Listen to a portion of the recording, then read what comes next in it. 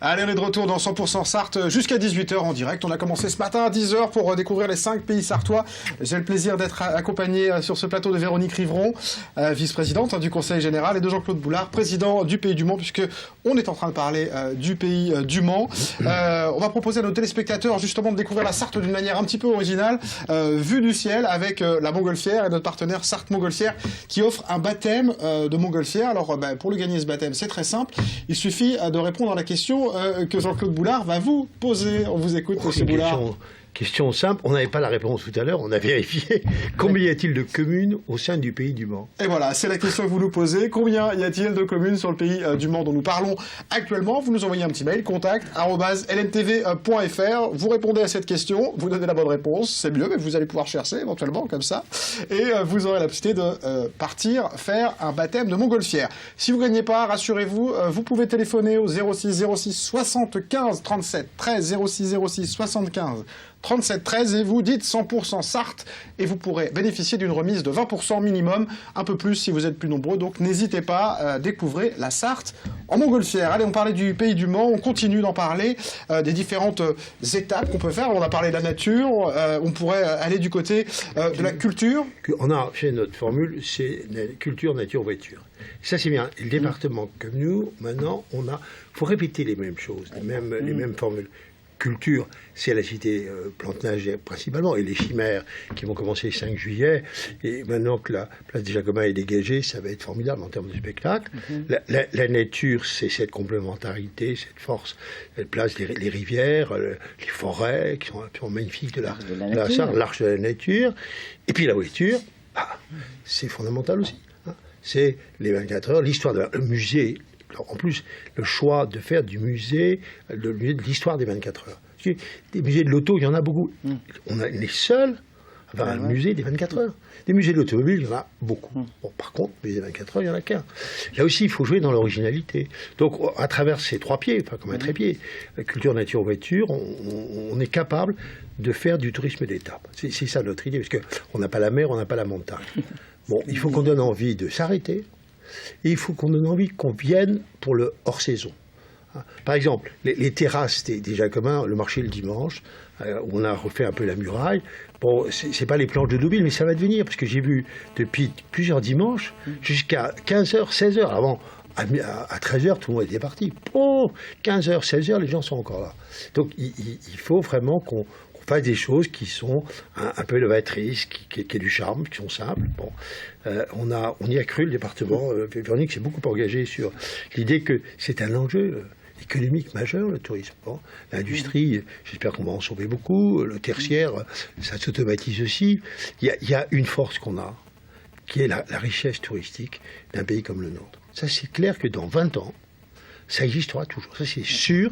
Tous ceux qui auront investi dans le tourisme, moi, je suis sûr, dans 20 ans, ça continuera à avoir de la valeur. Dans d'autres activités, c'est beaucoup plus compliqué. Donc, nous avons cette chance, jouons-le complètement, quoi. Des nouveautés sur la nuit des chimères cette année, monsieur Boulard? La nouveauté, ça va être qu'on va la regarder, non pas au milieu des voitures, mais sur... On aura 2 tableaux de plus sur la cathédrale, mais surtout la nouveauté, c'est le confort.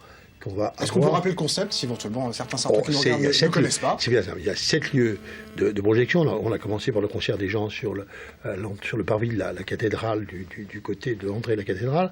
Après, sur le chevet, 2 spectacles sur les murailles, un spectacle dans les jardins du conservatoire et un spectacle Bérangère, la Dame Blanche. Donc 7 spectacles, 2h30. Donc il faut passer 2 nuits. Oui, et surtout, il faut rester de nuit. Et surtout, il faut passer la nuit. C'est-à-dire que, nous, on avait vu Chartres, c'est embêtant, Chartres, ils ont un problème. Les gens, ils viennent dans la journée, on va visiter la cathédrale et on s'en va. Il faut trouver des choses qui vous amènent à passer une nuit. Et c'est un spectacle gratuit. Et c'est gratuit. Et c'est vrai qu'il y a beaucoup de monde justement à déambuler dans la ville et ça met tout le territoire en avant et en mouvement. Et il faut noter maintenant que tous les restaurateurs sont ouverts l'été, alors qu'il y a quelques années, c'était table rase, il n'y avait rien d'ouvert. Donc on en parlait, il y a de plus en plus d'envie. Je vous arrête un instant, on va parler du territoire justement, avec un endroit que vous connaissez bien, monsieur Boulard. C'est du côté de Saint-James-sur-Sarthe avec les fondants d'Antoigné. Oui, j'ai été conseiller général un quart de siècle dans ce secteur. On y a vécu un drame, avant de parler, qui a été la fonderie. les radiateurs Chappé. Et donc 800 emplois. Moi, j'ai connu qu'il y a 800 emplois dans ce secteur. Il y en a plus, très peu, il y en a une quarantaine. Bon, alors, on n'a pas voulu que ça disparaisse. On fait beaucoup d'histoire de la mémoire paysanne, on faisait peu de choses sur l'histoire de la mémoire ouvrière. Et donc il y a sur ce site, et ça a été le choix du Pays du Mans, de la ville de Saint-James, de faire un musée de la mémoire ouvrière, parce que c'est un lieu extraordinairement intéressant de cette mémoire. Voilà, donc c'est un beau musée. On va le découvrir, parce que Pascal Brouillon s'y est rendu, il a rencontré Gérard Viel et Patricia Chevalier. Oui, avant qu'on lance la vidéo, je vous remercie d'être venu nous voir, Jean-Claude Boulard. Ça y est, on a fini. Oui, bon, on va vous libérer. Je vais garder pour la fin de cette séquence, et nous on découvre les fondeurs d'Antoigné.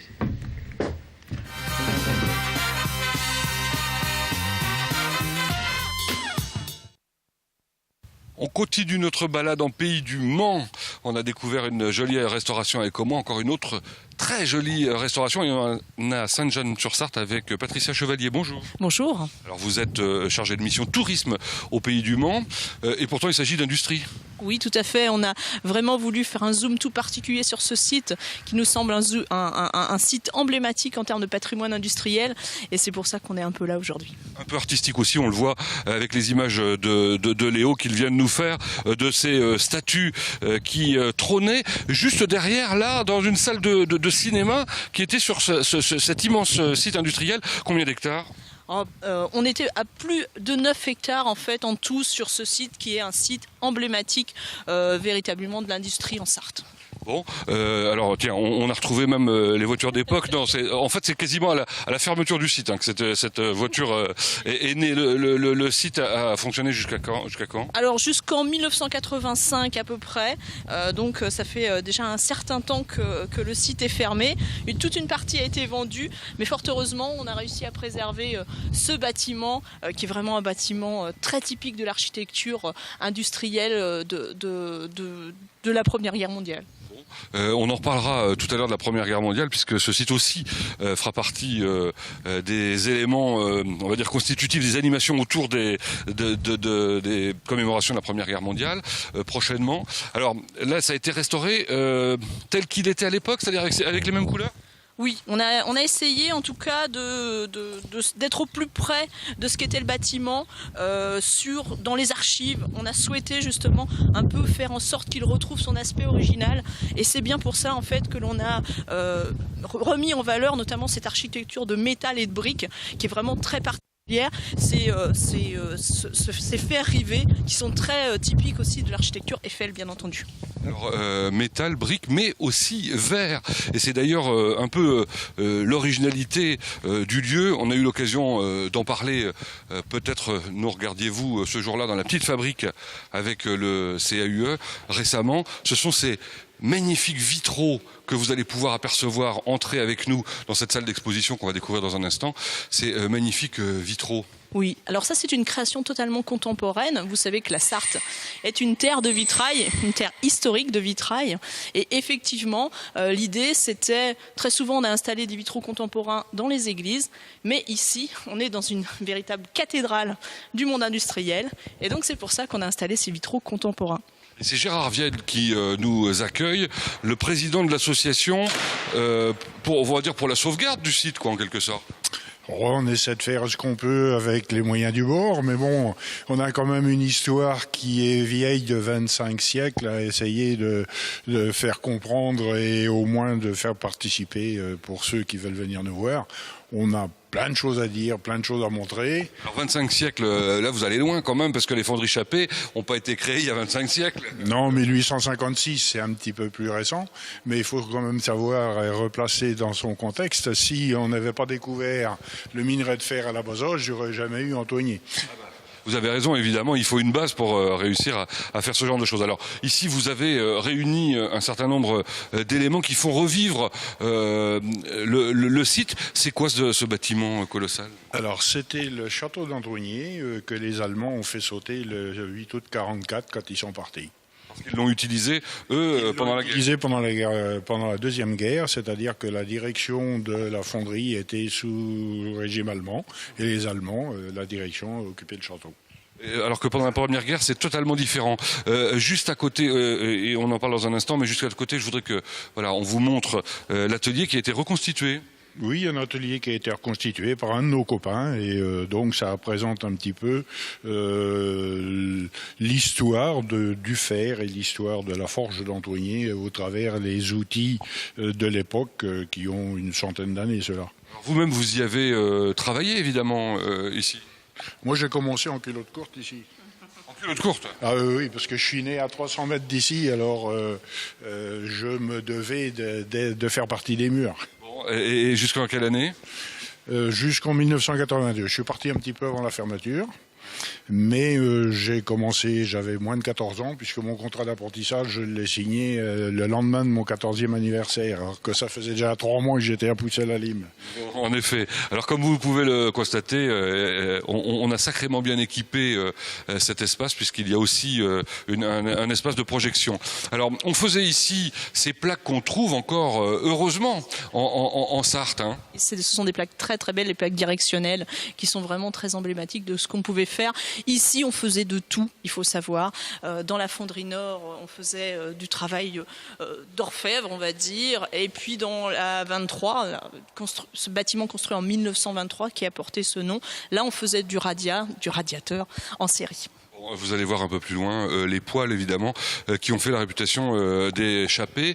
Alors que on vous montre d'une part une maquette qui reconstitue le site avec la Sarthe, évidemment, le long et son bras. 65, celle-là est de 1965 et celle-là de 1930. Alors celle-là, c'est-à-dire la reconstitution 1965-1930, c'est la photo qui permet de voir effectivement le bâtiment dans lequel nous sommes au milieu. Mais on aperçoit par contre sur la maquette le terrain de foot, parce que c'est une véritable ville en fait. Hein. Oui, le paternalisme tel qu'il était à l'époque 1900, Chappé l'a bien illustré puisque il négociait à la fois le prix de la viande, le prix du pain, au même titre qu'il avait une équipe sportive. Les pompiers appartenaient à l'usine, enfin tout appartenait à l'usine. Et d'ailleurs, quand on arrive dans Saint-James, on voit ces petites maisons d'ouvriers qui sont toutes faites de la même manière. Là, vous venez d'apercevoir les plaques de fonte qu'on trouve à Paris, notamment les plaques d'égout, et puis à côté les poêles dont on parlait il y a un instant. Voilà, une visite un peu rapide de l'exposition que vous proposez ici à Saint-James, qu'on va terminer par la découverte d'un atelier. Juste 2 mots pour nous dire ce que c'est que cet atelier à droite là. Alors, c'est un atelier qui a été reconverti parce qu'ici, c'était la centrale électrique. Il y avait une machine à vapeur ici et dans le musée que l'on vient de voir là, on avait 4 ou 5 groupes génératrices pour pouvoir produire le courant continu. On est en 1900, hein, donc on est complètement autonome. Les turbines ne sont pas construites, donc on est vraiment au début de la découverte. Cet atelier-là est de 1917. On a reconstitué, nous, maintenant, pour les besoins de couler des petites médailles en étain, on a recréé un petit atelier de façon à pouvoir assurer la fusion de l'étain. Les jours d'animation, on peut le découvrir. Et puis dernière chose, ça il va sortir très bientôt là devant, cette pièce qui s'appelle un cubilo. Alors le cubilo, oui, c'est on est en train au travers du jardin d'interprétation, de vraiment faire revivre l'histoire d'Antoigné, puisqu'on parlait de 7 siècles avant Jésus-Christ avec les bas-fourneaux. Les bas-fourneaux qui ont perduré jusque vers les années 1600. Ensuite, on quitte la Bazoge pour venir ici à Antoigné parce qu'on utilise la force hydraulique de la rivière. On a donc deuxième époque, c'est-à-dire aux fourneaux utilisation hydraulique, et jusqu'en 1850, le minerai de fer n'ayant plus un intérêt à être exploité, les minerais de l'Est étant moins chers et les Anglais aussi nous ont fait de la concurrence, donc on abandonne complètement la partie aux fourneaux. Et Doré, qui est au Mans à partir de 1856, a besoin de s'étendre, revient à Saint-James, mais alors là on passe en unité de deuxième fusion, c'est-à-dire en cubilo. On achète de la fonte pour pouvoir faire toutes sortes de pièces qui commencent à poindre, puisque le chemin de fer, on a besoin de fonte pour bloquer les rails de chemin de fer. Haussmann à Paris, on a besoin pour pouvoir faire les adductions d'eau, le gaz et compagnie. Tout ce qui est possible, Chappé entre dans le système. Et en 1889, il est premier fondeur de France. Bon, vous avez vu, hein, il n'est pas facile à arrêter, Gérard Viel. Un sacré ambassadeur, en tout cas, pour le lieu. Juste 2 mots sur le lieu pour terminer, Patricia Chevalier. Alors l'idée vis-à-vis de ce lieu-là, en ce moment, on a un petit peu sorti toutes les collections. On a mené un travail d'inventaire assez poussé, puisque l'idée ici, c'est de faire un centre de ressources de la mémoire ouvrière. Donc véritablement, c'est un lieu. Et on avait besoin de connaître toutes ces collections parce que progressivement, justement, on va proposer des expos temporaires et puis on va également proposer en fait un vrai parcours qui permet de connaître un petit peu la vie des ouvriers en Sarthe. Bon, on en est en quelque sorte au balbutiement, c'est ce que vous êtes en train de nous dire. Beaucoup d'animation. Merci Gérard Viel pour cette présentation. Bon, vous n'avez plus d'excuses maintenant. Vous savez qu'il y a un endroit où il faut aller, c'est à Saint-James et c'est donc sur la zone industrielle.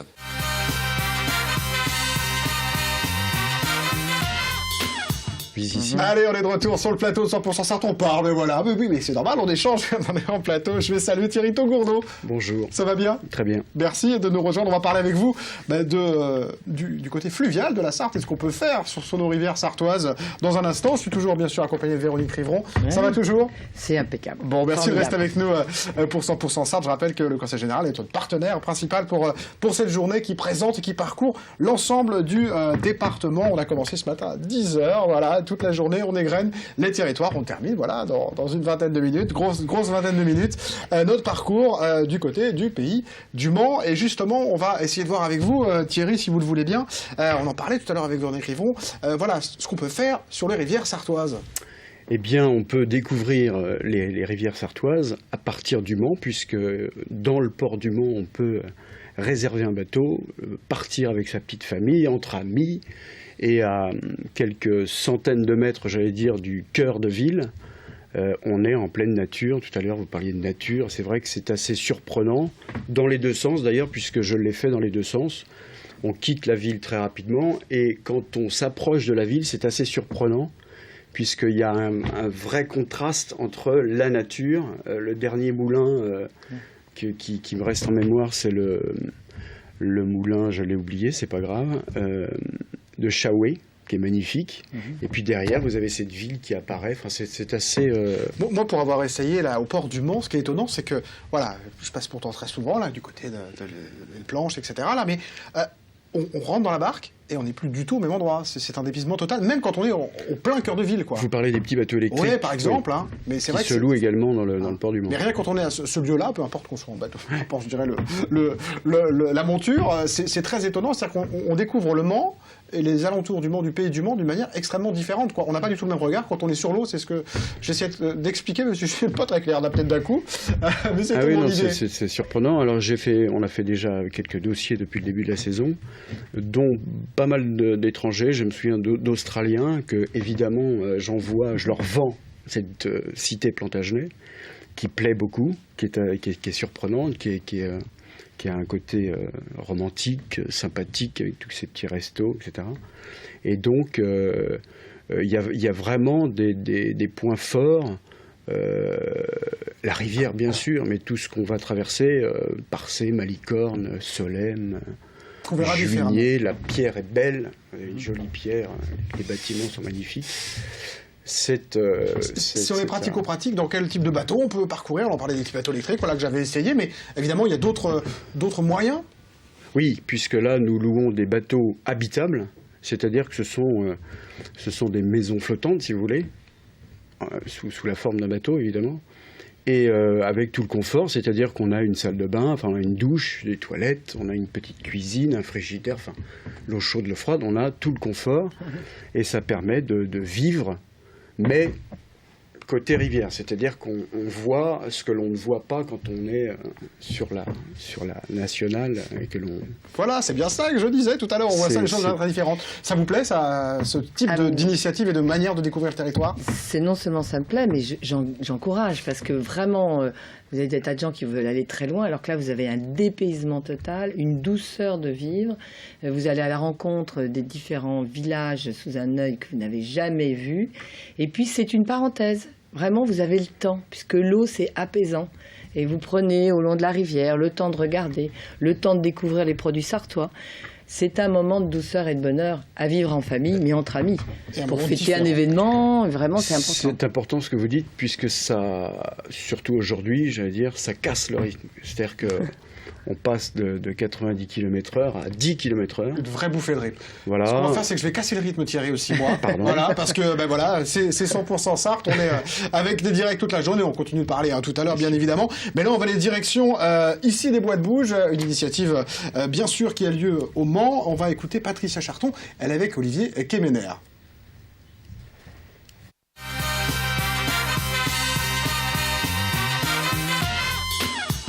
La place de la République est sous le soleil. Bonjour Patricia Charton. Bonjour LMTV. Oh, bonjour, on se serre la main, il n'y a pas de raison, on va allez-y. On arrive un tout petit peu en retard parce que ça finit à 17h. Voilà, c'est dommage parce qu'il y avait beaucoup de monde, beaucoup d'entrepreneurs. Donc c'est la 4e édition de Ici les Bois de Bouge. Une manifestation qui a été faite pour montrer un petit peu, promouvoir les entreprises en Sarthe, montrer le savoir-faire des entreprises sartoises. Le but du jeu, c'est de proposer des jobs, c'est de présenter les entreprises. Pas seulement, présenter les entreprises avant tout. Donc les gens qui veulent bien montrer leur savoir-faire, que ce soit l'armée, que ce soit les commerçants du centre-ville, que ce soit l'université du Maine ou tous les organismes de formation qui sont venus. Et on a fait un job dating, effectivement, et alternance dating. Ça, c'est quoi alors? C'est la même chose, mais c'est pour des jobs en alternance. Hein. Très bien.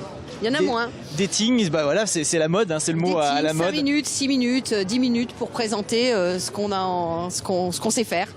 Alors bon, on va aller se promener un petit peu, on va aller par où? Parce que comme ça commence à démonter, on va aller par ici. Je suis navrée, effectivement, vous aviez l'armée de terre et l'armée de l'air avec plein de savoir-faire à montrer. C'était très sympa. On avait la CCI, on avait le Pôle emploi, Prunier, je vais certainement en oublier, mais on avait plus d'une 45 entreprises. On a eu... venez, on va faire un tour quand même. Structura, des entreprises du bâtiment, la jeune chambre économique, l'université du Maine, avec Nao, le petit robot. Il est venu aussi, je le connais ce Nao, le petit robot. Voilà, il est parti. Bleu et orange. Ah bah mince. Merci Nao. On va aller sur votre stand à vous, comme ça. Retard, hein. Voilà. Alors ici, c'est un stand avec, je vois la voiture. Alors, nous avions un simulateur pour ceux qui aiment les sensations. Donc voilà, les jeunes sont venus en nombre se mettre là-dessus. C'est la CO qui proposait ça. Et notre stand est à côté, le stand du MEDEF et de Ici les Bois de Bouge. Et là aussi, ça bouge. Oui, là, ça bouge aussi, voilà. C'est vrai qu'on bouge beaucoup en Sarthe. C'est vrai. Le temps d'essayer la voiture et on est de retour, c'est bien. Ah mais si vous voulez essayer, moi c'est pas... mais vous pouvez. On va aller à côté ici sur le stand. Le stand où on présentait les offres d'emploi, les jeux concours pour gagner des choses. Voilà, c'est ici que ça se passe et qu'il y avait beaucoup de monde, des cafés qu'on pouvait offrir. On se retrouve l'année prochaine quand même. Ah bah ça fait quand même 4 ans. On espère bien évidemment que ça dure encore d'autres nombreuses années. Il faut toujours qu'il y ait des participants. C'est difficile de faire bouger la place de la République aussi. Non, on va pas dire ça, mais il faut des bénévoles, il faut des gens qui organisent tout ça. On en est avec Virginie qui est la déléguée du MEDEF, moi qui suis la présidente de la promotion de l'entreprise, la commission promotion de l'entreprise. Donc c'est vrai que mettre en relation toutes ces entreprises, leur demander de venir participer, venir prendre du temps pour s'installer, présenter leur savoir-faire et faire communiquer au grand public de venir voir tout ça, c'est du travail. On met 1 an pour le faire. Maintenant, ça roule quand même.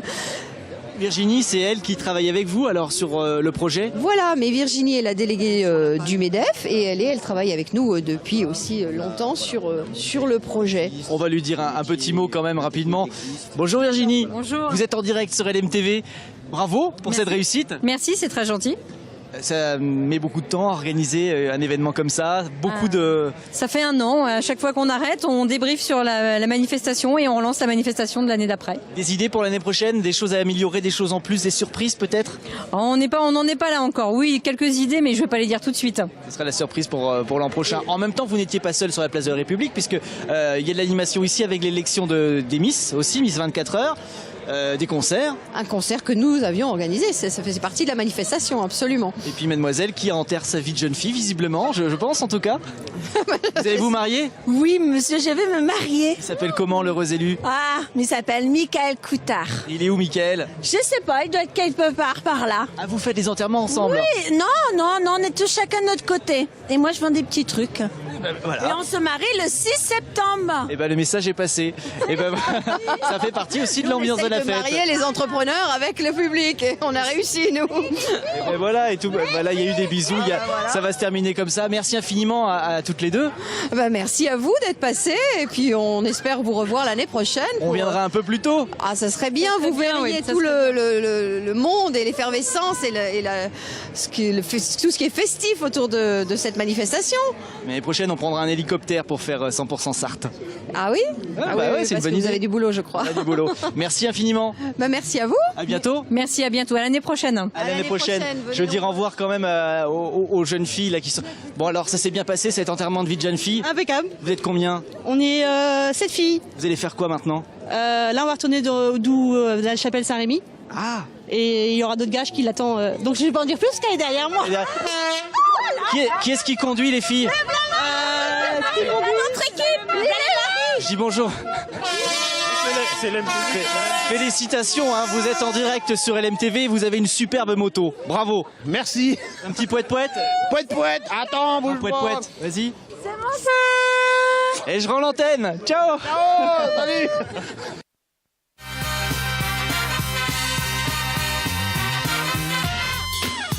Merci Olivier, c'était donc ici les boîtes bougent. Allez, on continue de parler de ce qu'on peut faire sur la Sarthe, voilà, parce que la Sarthe, mais je parle de la rivière là pour le coup, on le disait tout à l'heure. Alors on peut partir, voilà, on l'évoquait, combien de jours on peut partir avec ces petits bateaux flottants, indépendants? On peut partir un week-end, on peut partir une mini-semaine, c'est-à-dire du lundi au vendredi, ou une semaine, voire plus. Donc, je vais noter ça sur mon agenda, hop. Une petite semaine, 3-4 jours en rivière. Ça coûte combien si on peut être pratico-pratique? Parce que c'est important. Oui. On est souvent pratico-pratique, il faut l'être de temps en temps. Alors, ça dépend du c'est un petit peu... Enfin, une fourchette, on va dire, pour une semaine, une moyenne de 1 000 €. 1 000 € maximum. C'est pas plus cher qu'un mobilhome, quoi, sauf que ça bouge et qu'on se balade, quoi. Donc c'est pas mal. Ça dépend du bateau, de la taille du bateau, donc de la capacité du bateau. Ça va de 2 à 12 personnes. Donc voilà, c'est très large. Et puis, ça dépend évidemment de la saison. Et de la durée. D'accord. Mais un week-end... on peut partir sans permis. Hein, sans permis, c'est-à-dire que c'est notre métier depuis une trentaine d'années. C'est-à-dire qu'on... Vous expliquez un petit peu quand même comment faire au départ. Évidemment. En fait, on délivre un permis provisoire de navigation. Et ça passe par une formation qui s'adapte à la personne. S'il a déjà navigué, s'il a jamais navigué. Et il faut savoir que 80% des gens n'ont jamais mis le pied sur un bateau. Donc du coup, c'est l'occasion.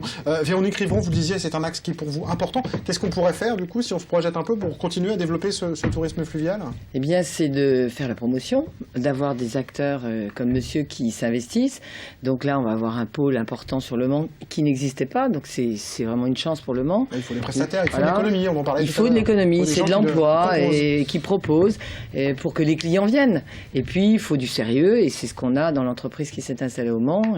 Et on voit bien que il y a une demande puisque des Australiens, ce que vous disiez, sont venus parce qu'on a le TGV aussi. Donc le TGV vous permet d'arriver très rapidement. Le tramway et vous êtes au port du Mans. Eh ben, écoutez, on va continuer de parler de la Sarthe avec Fresnay sur Sarthe, justement, où Olivier Kemener s'est rendu tout à l'heure, où on a rencontré là-bas Fabrice Goyer et Didier Bardou. On parle des poilus, on y va. Ah bah très bien ça. C'est la culture au milieu du port. On va déborder un peu. Nous constatons qu'il fait très beau ici à Fresnay. Bonjour Fabrice Goyer. Bonjour. Ça fait, on s'est vu en 2010 à peu près, on était venu à Fresnay déjà la première fois pour parler du pays. Maintenant vous êtes vice-président de la Comcom. Oui, je suis vice-président de la communauté de communes en charge du tourisme, de l'école de musique et de la communication. Mais en même temps, il y a de l'action culturelle sur le territoire. Fresnay-sur-Sarthe est un petit peu le poumon culturel du pays de la Haute-Sarthe. On le voit bien, ce qu'il y a Mimulus, l'école de cirque. On a la chance d'avoir une école de musique sur le territoire. On a une médiathèque. On a une école de théâtre. On a une école de danse. On a le cinéma numérique. C'est quand même une des seules communes rurales qui s'est équipée aujourd'hui du cinéma numérique. Mimulus, on avait fait un petit tour l'an dernier, je crois, pour 100% Sarthe, en direct comme d'habitude évidemment. Là, on va parler de tout ce qu'on peut faire ici, parce que c'est un pays très vert. Alors c'est un pays très vert, donc c'est vrai que la communauté de communes des Alpes-Mancelles a joué sur le tourisme vert. On a de très beaux sites du par la typographie des Alpes-Mancelles. Donc on a des petites montagnes, voilà. Et donc on a un très beau site qui est le site du Gassot, qui est situé à Saint-Léonard-des-Bois. Le dimanche, c'est le dimanche. Donc on a ce qu'on appelle les beaux dimanches, voilà. Donc on associe à la fois le sport. On peut venir en vélo, on peut faire de l'acrobranche et on peut avoir de la culture, parce qu'on a de la culture. Et c'est un site qui est gratuit. Donc c'est vraiment, on accueille les familles sur un espace vert. Avec le potager, avec le potager, avec les expositions, avec la boutique, le restaurant. Donc voilà, on a vraiment un complexe intéressant. Et c'est vrai que les Alpes-Mancelles a vraiment basé sa dynamique sur le tourisme vert. Alors on va parler de tourisme justement avec vous allez me la présenter. Allez, vous allez faire les présentations. On s'est croisés rapidement tout à l'heure. Bonjour. Bonjour, Vanessa, de l'Office de tourisme des Alpes-Mancelles, situé à Fresnay. Eh ben, je vais me mettre entre vous deux, voilà, devant cette... Qu'est-ce qu'elle fait là, cette voiture d'ailleurs? J'ai pas posé la question. Donc là, il y a une animation spécifique dans le cadre de la médiathèque. Donc là, c'est une action ville. Comme je vous ai dit, Fresnay est un peu le poumon culturel du pays de la Haute-Sarthe. Donc il y a des animations dans le cadre de la convention qu'on a avec le Conseil général sur la médiathèque. Et ça écrit, ça travaille à l'intérieur. Voilà. On va se mettre à côté, on va en profiter quand même de ce beau décor. Elle n'est pas toujours là, mais qu'est-ce que vous proposez comme belle sortie dans les Alpes-Mancelles? On a parlé du domaine du Gassot déjà. On peut faire du vélo, je sais qu'on peut faire du vélo. On peut faire du vélo, évidemment de la marche à pied, du VTT. Et pour revenir à cette très belle voiture, il faut savoir qu'au tout début du tourisme en Sarthe, il y avait ces très belles voitures qui justement venaient dans les Alpes-Mancelles, partaient du Mans, passaient par Fresnay, rejoignaient Saint-Léonard-des-Bois et allaient jusqu'à Saint-Sénéry. Voilà le berceau du tourisme en Sarthe, puisque je vous le rappelle, nous à l'Office de tourisme, on fête nos 110 ans cette année, puisque l'Office de tourisme des Alpes-Mancelles, le premier office de tourisme de la Sarthe, est né en 1904. Donc voilà, les premiers visiteurs sont venus avec ces très belles voitures. Vous les faites pas, hein, les 110 ans? Merci, je sais, effectivement. Donc, pour revenir sur tout ce qu'on peut faire dans les Alpes-Mancelles, vous avez parlé du vélo, puisque le Conseil général s'est lancé dans ce très beau challenge de faire traverser la Sarthe à vélo. Donc, nous, on a une voie qui traverse toutes les Alpes-Mancelles, qui rejoint Le Mans à Alençon, qui passe directement par Fresnay, Saint-Léonard-des-Bois, donc le cœur des Alpes-Mancelles. Bien sûr, on a la randonnée pédestre, une très belle action qui est actuellement menée justement par la communauté de communes des Alpes-Mancelles, puisqu'on a remis à plat en quelque sorte tout l'existant pour choisir, si je puis me permettre, des circuits de grande qualité et ceux qui étaient un peu médiocres. Il faut savoir accepter les défauts. Donc on les a revus, on en crée de nouveaux et justement on devrait ouvrir le prochain à Fresnay-sur-Sarthe, un circuit qui ferait 18 à 19 km.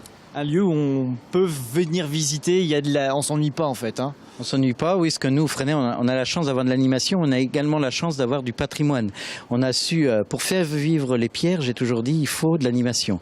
Et donc on a su ça, on a su allier aussi également le tourisme vert, parce on a parlé de Saint-Léonard, mais Fresnay est doté d'un espace naturel sensible qui s'appelle le Coteau des Vignes. Quand vous avez entendu parler l'an passé avec la plantation des vignes, qui est quand même assez atypique pour avoir une plantation des vignes dans le Nord-Sarthe. Et c'est vrai que tout ceci, nous, on peut défendre vraiment notre label. Je parlerai de label des Alpes-Mancelles. Parce qu'aujourd'hui, si on veut vendre notre image, c'est difficile l'économie sur notre territoire. Et on peut faire vivre de l'économie grâce au tourisme et à la culture. Et aujourd'hui, que ce soit l'Office de tourisme, que ce soit la communauté de communes, que ce soit le pays de la Haute-Sarthe, que ce soit la ville de Fresnay, notre challenge, c'est vendre le label Alpes-Mancelles. Et on y est, on a la radio même une radio on avait visité aussi. Oui, vous aviez visité Radio Alpes-Mancelles. Alors on va aller à l'intérieur parce que on va expliquer un petit peu rapidement ce qui s'y passe. C'est un atelier d'écriture. Effectivement. Donc en début d'après-midi, la responsable de la médiathèque saurait sans doute mieux vous en parler, mais ce matin il y avait une déambulation qui était faite sur le thème de la guerre. Ensuite, là ils font un atelier d'écriture et les textes seront ensuite exploités et présentés en fin d'après-midi dans la cour du château. Mais bien sûr, Monsieur Bardou sera le mieux placé pour vous parler de tout cela. Un poilu dans la ville, hein, c'est ça? Exactement, exactement. On va voir Monsieur Bardou. On va les déranger, même si ça écrit. Bon, tant pis, hein. On y va. Totalement. Allez, c'est pas grave. On va entrer. On va dire bonjour à Monsieur Bardou et à la responsable de la médiathèque. Ah ben elle est là, la responsable de la médiathèque. Bonjour. Bonjour. Bonjour. On voulait comprendre exactement ce qui se passe depuis ce matin ici. Oui, alors ici c'est le débarquement des poilus. Donc en fait c'est une manifestation qui est proposée dans le cadre de Haut les Mots, qui est une manifestation départementale. Et à Fresnay, on a eu le plaisir d'accueillir aujourd'hui Didier Bardou, qui est là-bas et qui campait un poilu et qui est en train actuellement de terminer un atelier d'écriture et d'inspiration autour de la guerre 14-18. Eh ben, je vais dire bonjour tout le monde déjà. Bonjour. Monsieur Bardou, je vais m'approcher de vous. Ah bah, il y a une chaise en plus. Ouais, ça se passe bien? Ouais, plutôt bien, ouais. Ouais. Alors, comment ça se passe? C'est vous qui menez le jeu, vous donnez des conseils, vous les guidez? J'ai donné des envies, plus que des conseils ou des consignes, de dire ce que chacun avait plus ou moins envie d'écrire. Ça pouvait prendre le format d'une lettre, d'un SMS, d'un poème ou d'un discours au long fleuve, tranquille.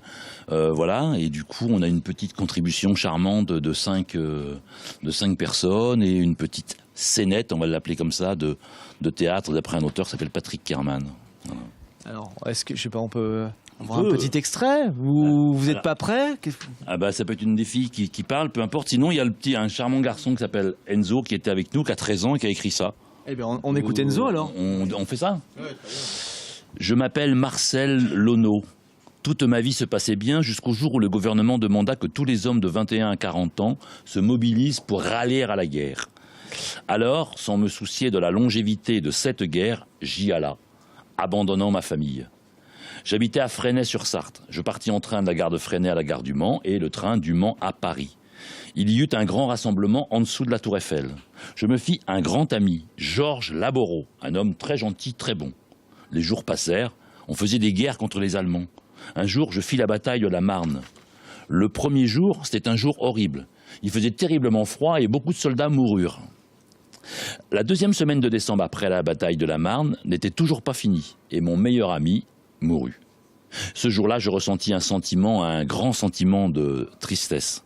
J'avais l'impression que tout allait lentement. Et là, je me souvenus de ma famille à nourrir, l'argent à envoyer pour la maison et des nouvelles que j'avais promis d'envoyer. Alors, signé Enzo, 13 ans. 13 ans, c'est incroyable. Ouais, il était avec nous tout à l'heure. Ouais, voilà. Il est parti faire son cours de théâtre, il revient après pour le lire. Voilà. Pour le lire dans les rues. Ouais, presque dans les rues, ouais, à la tribune officielle. Vous n'avez pas la pression, les filles? Non? Non, pas tout à fait, sauf que vous n'étiez pas annoncé, quoi. Donc, donc voilà, un petit peu surprise. Enfin, très intéressée par cet atelier et puis par toute la journée. Bah, parfait, donc tout le monde agréablement. Oui. Voilà, c'est mieux. Bah, merci en tout cas. Merci. Merci. Et voilà, ça s'appelle ce bazar qu'on a fait sur la journée s'appelle Adieu Coquelicot. Voilà, parce que on chantera tout à l'heure à la fin avec le conseil municipal la chanson de Craonne, s'appelle Adieu la vie, adieu l'amour, adieu toutes les femmes. Voilà, c'est à Craonne sur le plateau que j'ai laissé ma peau, et voilà, et du coup ça s'appelle Adieu Coquelicot. Merci beaucoup. Merci bien. Merci à vous. Je vais vous saluer aussi. Bah voilà notre petit passage ici à Fresnay, avec de belles choses à faire encore dans les mois à venir, les semaines à venir, puisque ça y est, la saison démarre pour le tourisme et pour le vélo, pour tout ce qu'il y a à faire. D'autres projets encore pour la communauté de communes? Alors, la communauté de communes va travailler également sur un autre projet, dans le sport nature, la pêche. Donc c'est une action qui doit se développer prochainement, donc avec des parcours pêche famille, des parcours pêche passion, des parcours pêche d'initiation. Donc c'est une action qui devrait se mettre en place prochainement. On va ouvrir de nouveaux chemins de randonnée, à la fois pédestres et des nouveaux chemins de randonnée VTT. Donc voilà. Donc on base vraiment sur le tourisme vert. On essaie aussi de labelliser les campings petit à petit sur la label clé verte. C'est chose faite à Fresnay. Et on va essayer aussi sur les autres campings du territoire de les labelliser. Merci beaucoup, à bientôt. Merci, au revoir. Je vous dis au revoir aussi. Merci, au revoir. Et la médiathèque. Au revoir. À bientôt. Et même moi, je vais faire comme dans le message d'Enzo. Je vais prendre le train à Fresnay, je vais m'arrêter au Mans et après je prends le tram pour me rendre sur la place de la République puisque c'est là qu'on se donne rendez-vous dans quelques instants.